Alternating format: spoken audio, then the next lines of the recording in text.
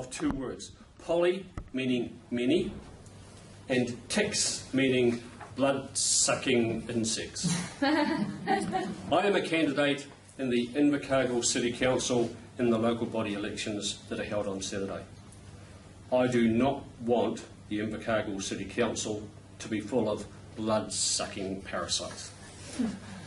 Toastmaster Hugo, Area Governor Charlie, fellow Toastmasters and guests. Venture Southland was formed in 2001. It is the agency that is responsible for Southland's economic development. In the last 12 years, Venture has received funding of approximately $50 million and has not initiated a single project that has resulted in significant economic gains for Southland. Venture is a bureaucratic empire builder. It does too much of what it shouldn't do, which is work that could and should be done by the private sector, and not enough of what it is supposed to do, which is public good projects. In my opinion, this is because of poor governance from the three shareholder councils, Invercargill, Gore and Southland.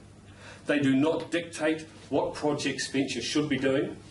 They bulk fund Venture irrespective of their needs, and they allow Venture to report back on activities, not the achievement of targets. For the good of Invercargill and Southland, this needs to change. This is my first election issue. My second issue is the structure of Invercargill's trading companies. Invercargill City holds its electricity, forestry, Aurora land industrial assets in Holdco and other subsidiary companies. This structure allows council-appointed directors to make multi-million-dollar decisions without involving ratepayers, even though ratepayers are the owners and the beneficiaries of those assets.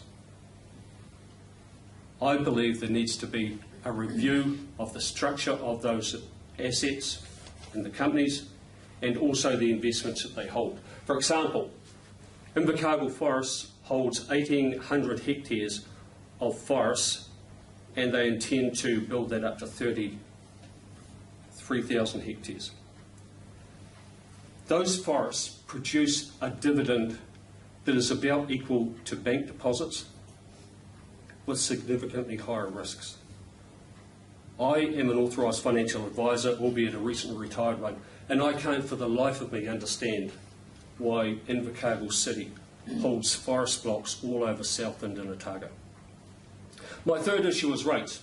For the year to the 30th of June 2012, Invercargill rates went up by an average of 4.5%, while the rate of inflation was 1%. Businesses did not put their prices up by 4.5 times the rate of inflation during the global financial crisis.